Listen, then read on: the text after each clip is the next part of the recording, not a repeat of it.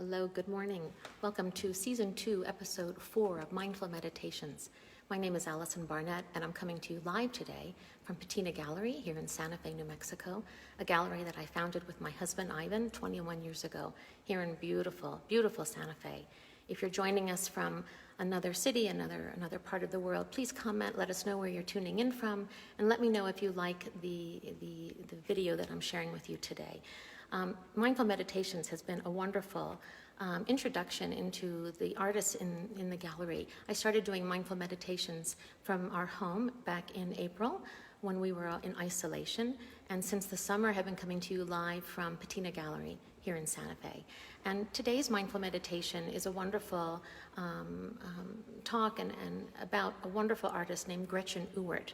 Gretchen was born in northern New Mexico in Mora County, and grew up in a family of artists and scientists. And it was with her family that she really came to have a great appreciation for botany, for the arts, for the sciences, the natural world, and the effect of humans on the planet and on the animal kingdom. She left her family to then practice art and to study printmaking and ceramics at the Rhode Island School of Design and the Massachusetts College of Art in Boston. And upon graduating, she taught experimental etching at a school that she founded for printmaking, and she was an associate professor at the Art Institute of Boston. She then came back to New Mexico, and she built her home high on a mesa, on a ridge in Taos, with 360-degree views, beautiful views of the sky at night and during the day, in a land, on a land that is inhabited by wildlife, and really has come to love returning to New Mexico and all of the experiences around that. In 2015, my husband and I got to visit Gretchen in her studio, and it was a great adventure to see how she lives, how her life is a meditation in her everyday, and in the way that she lives with her cats in her home, with her outside world. Her studio is part of her home. She also is an avid collector. She collects masks, she collects textiles, and she has a great love for art history and has spent, with the benefit of going to school on the East Coast, many hours studying in museums around in the Massachusetts area, great museums there, and just really has such a deep appreciation for ancient culture and how ceremonial and functional works in clay and printmaking have been carried out. So all of this has really equipped her to understand how to work clay and how to do printmaking in a really, truly unique and meditative way. And with that, I'm going to turn the camera and show you some of the pieces that we have. I will just say that we have about 3 different themes of works of hers here in the gallery. She's known for her clay works, and which I will talk about, that explore different animals and totems. We also have what she calls her primordial eggs, and then we also have 2-dimensional works that are really an exercise in her background in printmaking. So with that, I'm going to turn the camera and show you some of these wonderful works that we have in the gallery. So bear with me while I turn the camera.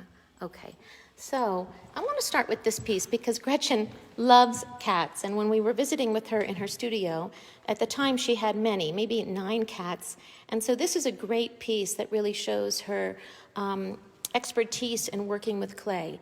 All of her clay forms are slab built, and it's her experience as a printmaker that makes her clay work so interesting because she approaches it in a really unique way. They are slab built, they are fired multiple times. She will then go back in and she will add surface and wonderful interest to her pieces. She adds gold leaf, and in this piece you can see the hair that she's added, her great love and appreciation and a way to honor cats. This piece is entitled Cat with Gold Mask, and it's holding this wonderful vessel on its back. And I love the curvature of the tail. It stands erect and poised. This wonderful vessel on its back has this German gold leaf that you can see as I tilt the camera onto the inside. She just creates this whole world and this effect, and her way of paying homage to the ancient world, sort of metaphysical world, and the beauty of this sort of swirling motion of the sort of solar system around the Earth.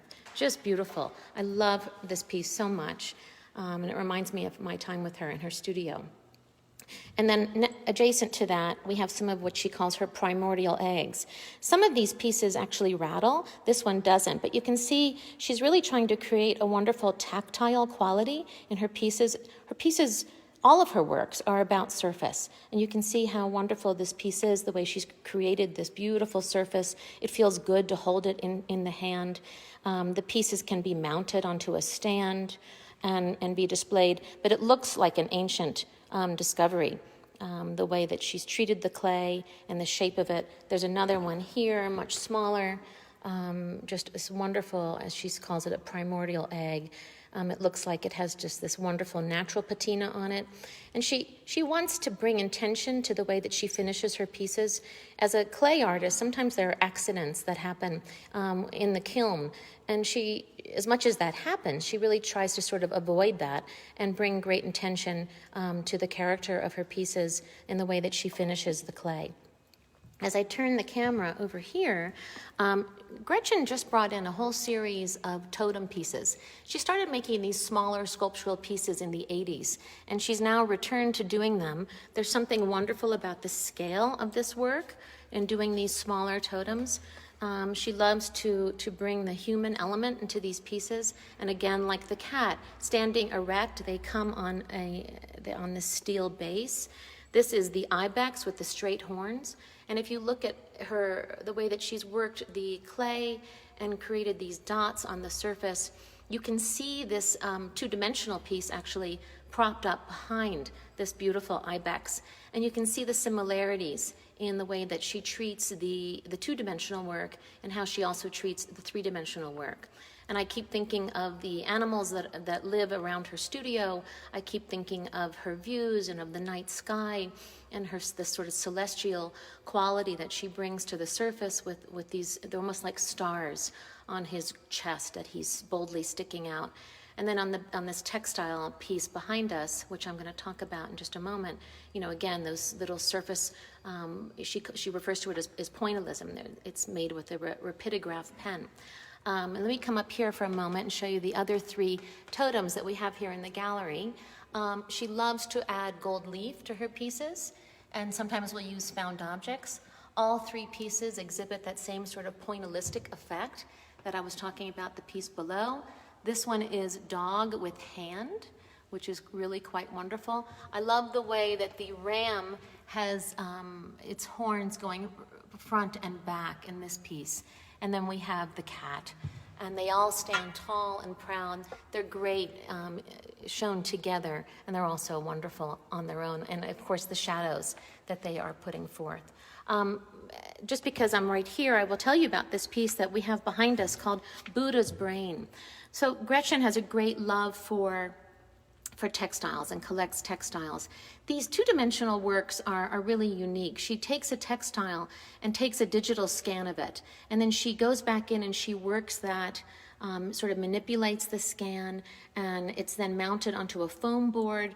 She then goes in with a rapidograph pen and makes these little tiny dots all over the surface. She really likes to, again, embellish the surface and bring a lot of dimension to the surface in a in a two-dimensional piece. You can see these circles in the back. I almost see a face at times. I think you'll probably see that too. And these are from that textile that she's changed and sort of manipulated onto this surface. This piece called Buddha's Brain was done, I believe, last summer, and it was a way, the title of it came later after she was, she has a yoga practice. So yoga is about breathing in and out, and about poses, and about bringing great peace and clarity. And this piece really brings that forth, about the breathing and the motion of the in and the out. And I love the color combination of that piece. I'm going to come over here for a moment and just take a peek at this piece too, which is called Sun Salutations. And it's about this repetition of the circle. And if you go in tight, you can see all these wonderful marks that she makes onto the foam. That again, what a meditation to sit and one dot at a time to really bring a sense of dimension and rich surface to her pieces. She's just amazing. You can see on the side here the scan from this ancient textile that was I believe a batik done with resist and dye, and all of those different circles there that you can see along the edges of this piece as well. I'll come over here so you can see the other side. And just the repetition of one circle after another. So it gives you a sense of unity and peace and as all those circles gather onto the piece. As I scan up high, you can see this wonderful perfume jar with the bird, the sort of prehistoric dinosaur at the top. She's not afraid to work on a larger scale, and I love her use of the gold leaf at times in her pieces. Her works really are a dedication to exploring what I would say, the human consciousness, the nature of reality, and the full capacity of the human spirit, and how she brings forth all of these ideas. As I said, many of these themes are borrowed from art history, her visits to museums, her natural environment in which she lives. And she's traveled extensively, certainly before the pandemic. She traveled extensively to Australia, to India, and to East Africa. And she marvels at the bounty of the visual inspiration in these different cultures and has borrowed this imagery. It's not a blatant use of the imagery, but really it's her connection with what she would call the mythic powers that prevail in the natural world. Some would say that these containers that she creates, when we come back to this one, are magic and meant for dreams that explore the universal connection between humankind and nature. So I just love what Gretchen is doing in her work with these primordial eggs and with her totems and with these two-dimensional works. And I hope that you can appreciate it as well, and all the bounty that she brings from her experience in museums and as a printmaker. And you can see the different effects of being a printmaker and what that brings forth in her ceramic works. So I know this was maybe a shorter video, but I want to thank you for the time that you took with me today to really explore some of the new pieces that Gretchen Ewert has brought forth to Patina Gallery. And I hope that you'll tune in with us in 2 weeks as we explore a wood artist who's doing magical pieces of turned wood coming from Denmark. So in 2 weeks, I'll be exploring the work of Merete Larsen, but I really appreciate your taking the time to enjoy the works of Gretchen Ewert with me today, her primitive and vessel forms and her two-dimensional prints. If you'd like to see more, we have all of these works on our website, patina-gallery.com. We're also on social media. And again, I really thank you for tuning in. I hope everyone stays healthy and happy, and I look forward to seeing you next time. Thank you. Bye-bye.